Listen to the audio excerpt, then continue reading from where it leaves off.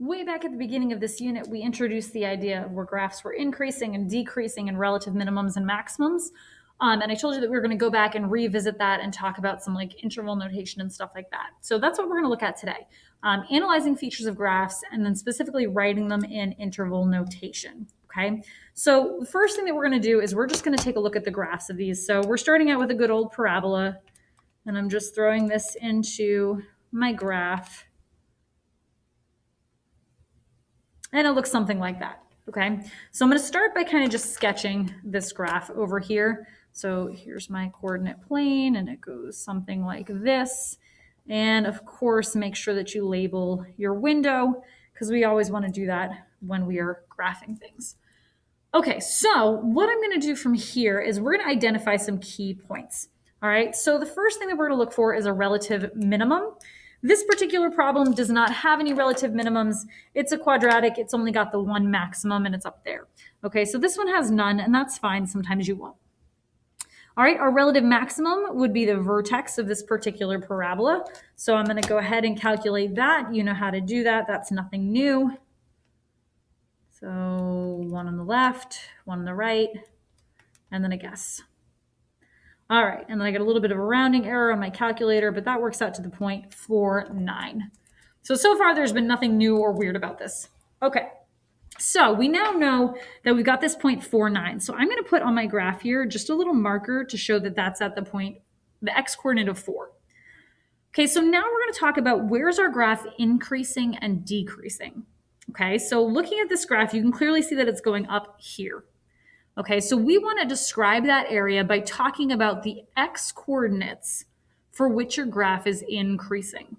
So every x coordinate before 4, right? That's what's on this side of the graph, right? So I'm focusing on my x-axis here.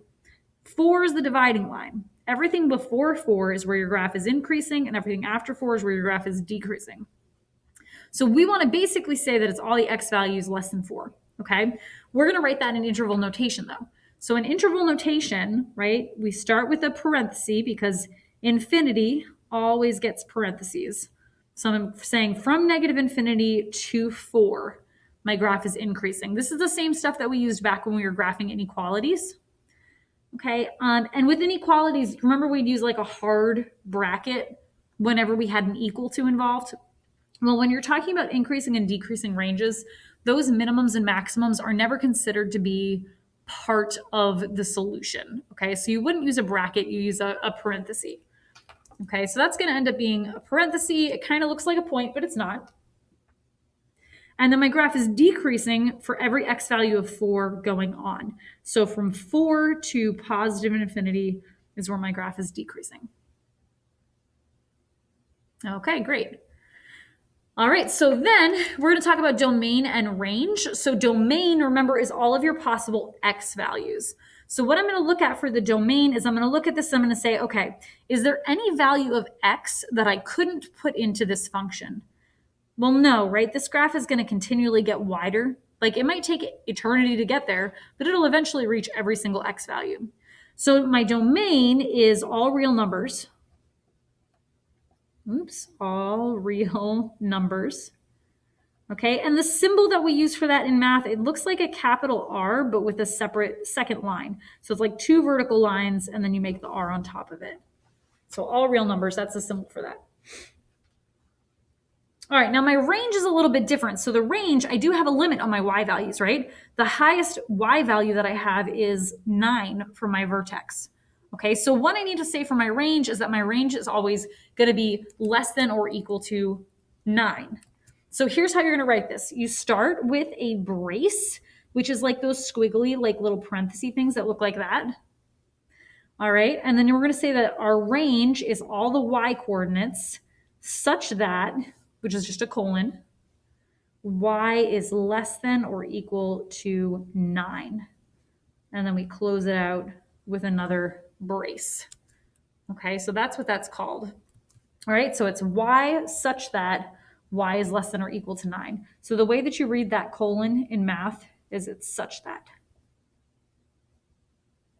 Okay, and that's how we're going to write our range. Okay, so today is really all about new notation. interval notation, and then this domain and range notation. Yes, you're going to have to write it that way to get full credit. All right, cool. So let's do the same thing with this guy. So first off, I'm going to go to my calculator and graph this.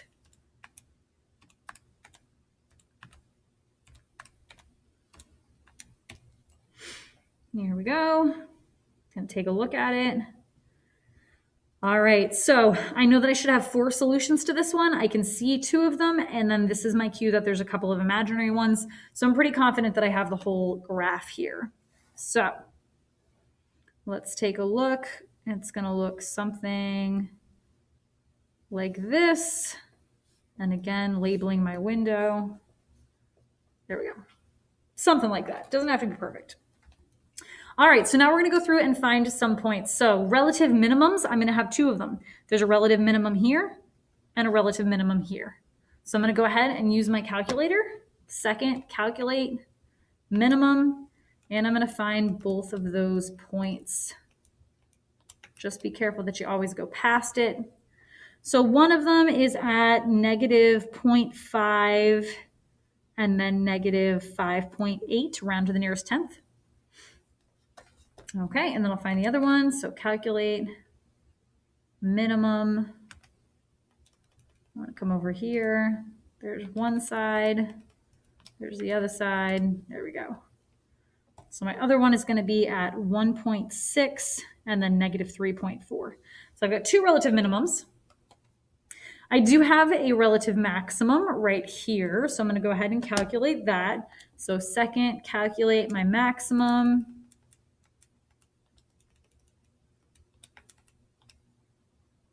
So that is at the point 0.7 comma negative 1.7. There's my relative maximum.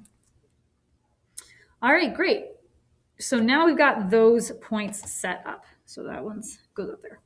Okay, so now what I'm going to do, because I think this is helpful, is I'm going to go through and just label on my x-axis where those points were. So this first relative minimum, that was at an x value of negative 0.5. This relative maximum was at an x value of 0.7. And then my next relative minimum was at an x value of 1.6. And that I think is just going to help me as I'm figuring out my increasing and decreasing intervals. Okay, so where's my graph increasing? Not here, right? That's where it's going down. But between these 2 points, it's increasing. So I'm using these 2 x values to describe where that's happening. It's increasing from negative 0.5 unto positive 0.7.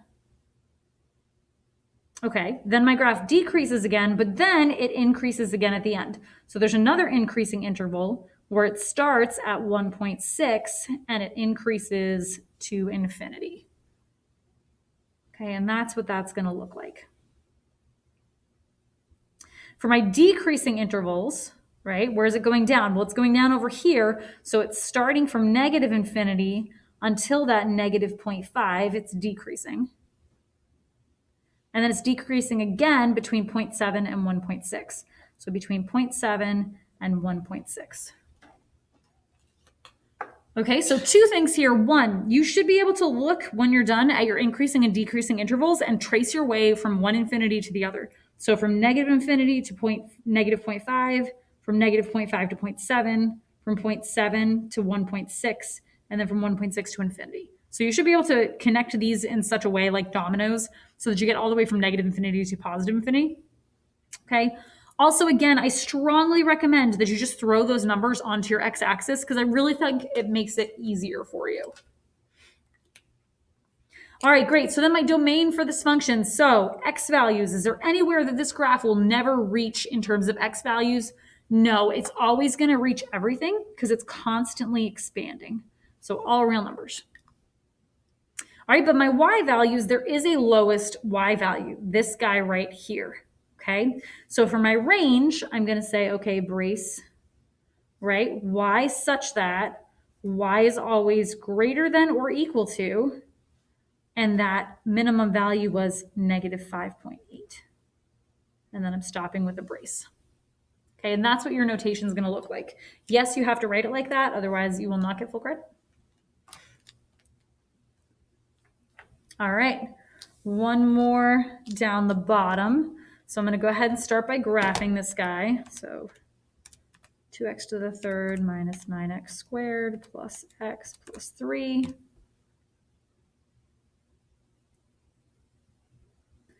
All right, I know I should have 3 solutions, and I can see 3 spots where it crosses the x-axis. So it looks like I just need to go down a little bit more. So I'm going to change my window to make my y values go a little lower. So let's try like -20 and see where that ends up.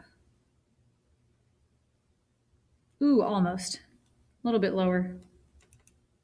-25 maybe? Cool. All right, there's my graph. All right, so again, I'm just going to draw this. All right, and make sure you label your window so that you can see everything. All right, so that's what my graph looks like. So relative minimum, yep, I got one down here. So I'm going to find the coordinates of this point. Right, so second, calculate my relative minimum. And I want to go from about here to about here. So that's going to be 2.9 comma -21.0. My relative maximum, so I know my relative maximum is going to be this guy up here. And I'm going to show you kind of a cool trick if you don't know that you can do this. So second, calculate, and then I want my maximum 4. Okay, instead of moving your spider to wherever you want to be on the left and the right, if you can kind of tell what the numbers are, you can also type them in. So like I can see that guy, it's clearly somewhere around the x-axis. It might even be on the x-axis. So like I definitely know that -2 and +2 are on either side of that. So for my left bound, I can type in -2 and hit enter. And then for my right bound, I can type in +2 and hit enter. And then the guess really doesn't matter, right? I'm just going to push somewhere towards the middle. And there's my maximum point. Okay, so sometimes with these graphs, it can be like really, really annoying to try to move your cursor around. So that's just kind of a shortcut that you can do. All right, so again, I'm going to kind of label here. So this doesn't exactly perfectly make sense. When I freehanded it, I made the point a little bit on the wrong side of the axis, but it's not the end of the world. All right, so I kind of put those numbers on there to help me out. So where's my graph increasing? Well, starting from over here, it's increasing. So from -infinity until 0.1, it's increasing. Then it decreases for a while, and then it increases again from 2.9 to infinity. Okay, and where's it decreasing? Well, it's decreasing from 0.1 until 2.9. And again, you should be able to kind of follow these like dominoes to get from one infinity to the other. So -infinity to 0.1, 0.1 to 2.9, 2.9 to infinity. All right, and then domain and range. So the domain for this one, again, this is always going to hit every x value. That's pretty typical with a polynomial. Later on, we're going to look at some other graphs where it's not necessarily always going to be all real numbers for your domain. So it's possible that it's not always going to be the case. But a lot of times with polynomials, it will be. All right, and then for my range, well, my range, I'm going infinitely in both directions. So my range is also going to be all real numbers, right? You will eventually hit every y value on that particular graph. All right, and then there we go. So that's our relative minimums, relative maximums, increasing and decreasing ranges using interval notation, and then our domain and range.